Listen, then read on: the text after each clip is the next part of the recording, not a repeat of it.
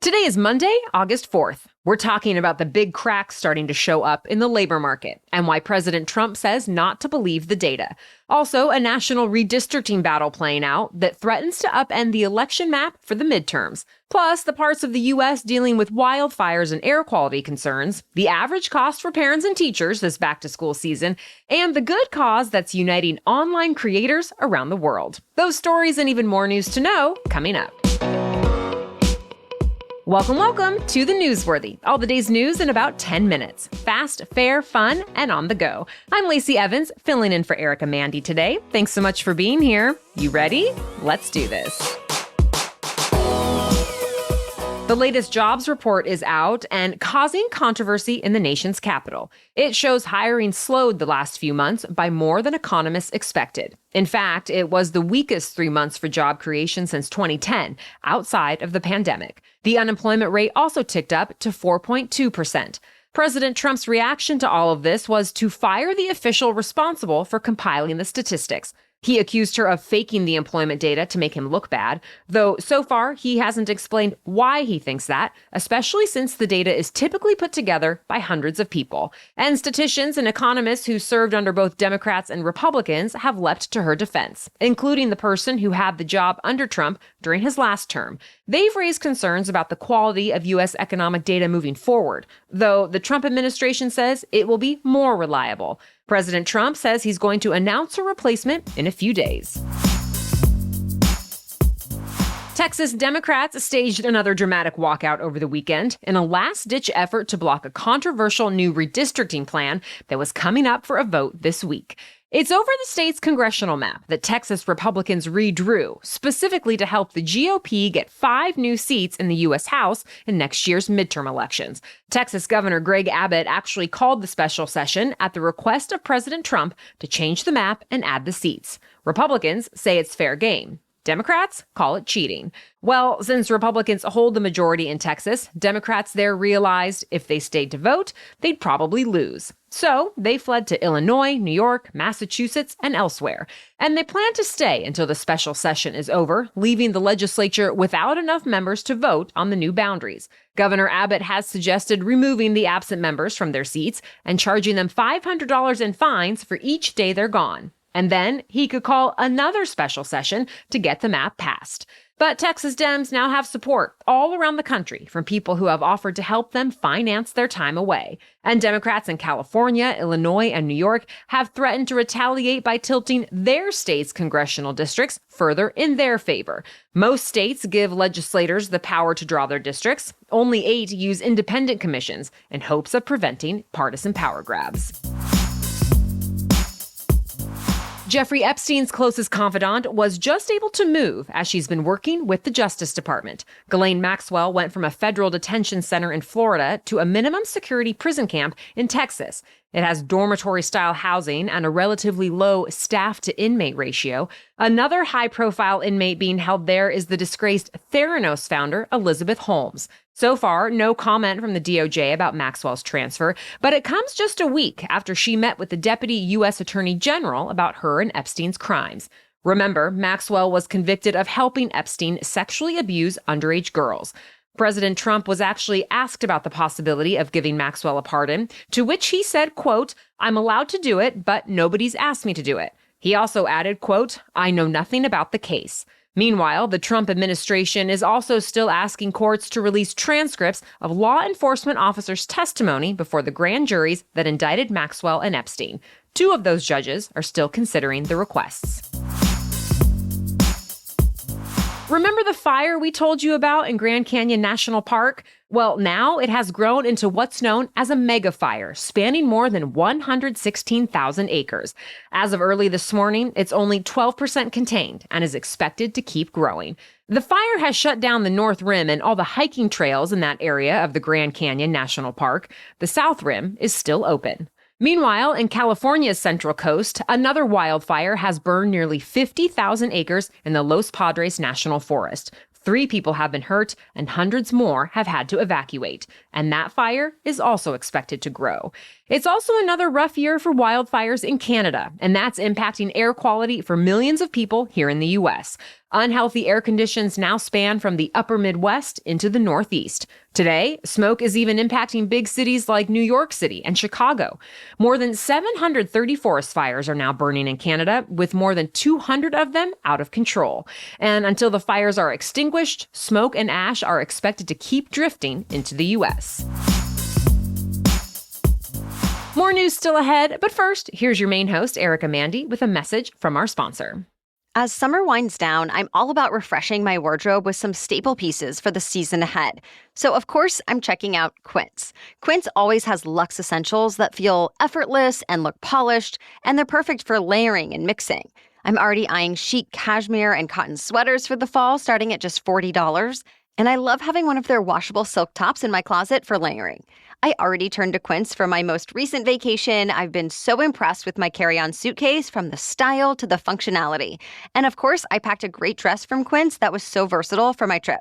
The best part? Everything with Quince is half the cost of similar brands. By working directly with top artisans and cutting out the middlemen, Quince gives you luxury without the markup. And Quince only works with factories that use safe, ethical, and responsible manufacturing practices and premium fabrics and finishes. So elevate your fall wardrobe essentials with Quince. Go to quince.com/newsworthy for free shipping on your order and 365-day returns.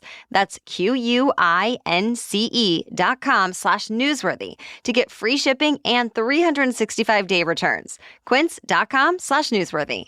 Now, back to the news. The group of oil-producing nations across the world and their allies, together known as OPEC+, have decided to pump more oil.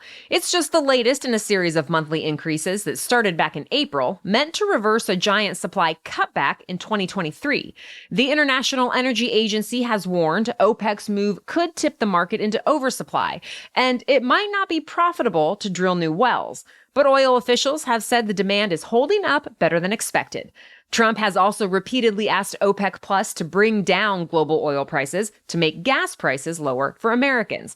But since this latest announcement was expected, it so far hasn't had much impact on prices.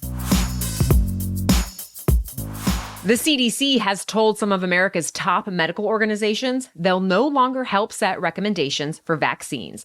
They were cut off from the Advisory Committee on Immunization Practices. That's the independent group that reviews scientific data and makes vaccine recommendations for the CDC.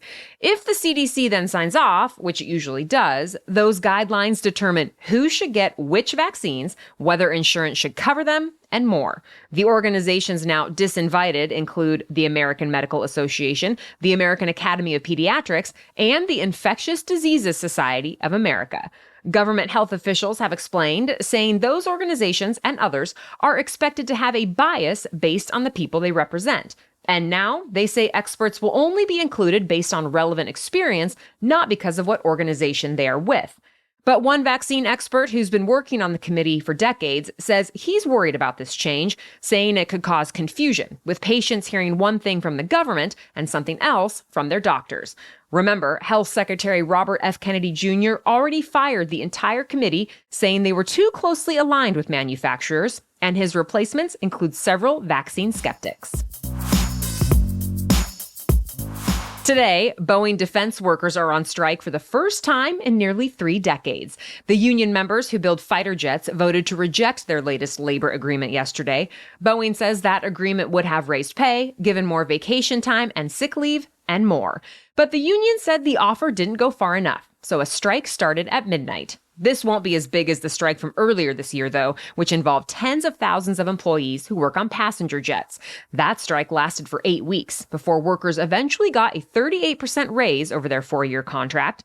Now, Boeing says it's made contingency plans for the defense workers, so production can continue while the strike plays out. Blue Origin's latest launch sent a crypto billionaire to the edge of space and back. We're talking about Justin Sun, who founded the blockchain platform Tron. He placed the top bid of $28 million for a seat on the rocket. So with that, he and 5 others went on an 11-minute flight. Sun also made headlines last year for buying a viral piece of artwork featuring a yellow banana duct taped to a wall. He paid $6.2 million for it and ate it. As for Blue Origin, it has now launched 14 tourist missions and has more planned for the future. Thousands of online creators from dozens of countries are teaming up for a good cause. They've launched a $40 million fundraiser to build water quality projects around the world. The group is being led by the influencer known as Mr. Beast, the popular science YouTuber Mark Rober, sports entertainers Dude Perfect, and more. Together, they have 2 billion subscribers. And for the next month, they'll be posting content ranging from silly water-themed challenges to serious explainers about the billions of people who don't have access to safely managed drinking water. This is apparently the biggest YouTube collaboration ever, and their crowdfunding campaign will mostly benefit WaterAid. That's an international nonprofit that builds infrastructure like solar-powered wells and rainwater harvesting systems. The fundraiser is called #TeamWater. Previous drives like #TeamTrees and #TeamSeas reportedly drew more than $50 million together. That's it for the main news. So now it's time for Money Monday, where we talk about one interesting money-related news story. But first, Erica is back to tell you about our sponsor, Fatty 15. I'm feeling great about making C15 from Fatty 15 part of my daily routine because I want to do everything I can to age better. Their reports say C15 is the first essential fatty acid to be discovered in more than 90 years and that it supports long-term health and wellness. The company explains that when our cells don't have enough C15, they become fragile and age faster, and that as many as 1 in 3 people worldwide may have low C15 levels and cellular fragility syndrome. Well, Fatty 15 is clinically proven to raise C15 levels, resulting in lower cholesterol levels, healthier liver function, improved gut microbiome health, and improved red blood cell health within 3 weeks. It's said to have 3 times more cellular benefits than omega-3 or fish oil, which is a relief because Fatty 15 has no flavor or aftertaste. In fact, it's the easiest pill I've ever had to take, and it comes in this gorgeous reusable bottle with refills that ship right to my door. Fatty 15 is on a mission to optimize your C15 levels to help you live healthier, longer. And you can get an additional 15% off their 90-day subscription starter kit by going to fatty15.com/newsworthy and using code newsworthy at checkout. Again, get an additional 15% off their 90-day subscription starter kit by going to fatty15.com/newsworthy and using code newsworthy at checkout. Now back to Money Monday. Once again, it's time for back-to-school shopping. And a recent survey from U.S. News found 85% of parents are worried about rising prices. The National Retail Federation says parents of kids in kindergarten through high school are budgeting, on average, $144 for supplies. That includes items like notebooks, pens, pencils, tissues, and hand sanitizer. It doesn't include spending on clothes, shoes, or electronics that can bring the cost to upwards of $850. Teachers are also shopping. Federal statistics show 95% of public school teachers spent money on school supplies. And on average, they spent about $445 that wasn't reimbursed. One thing that could help is tax-free holidays. More than a dozen states offer tax relief for several days or weeks before the start of the school year, waiving taxes on typical back-to-school items like supplies, clothing, and technology. Certain retailers like Amazon and Walmart also have dedicated back-to-school sections with daily deals, so there are some ways to save.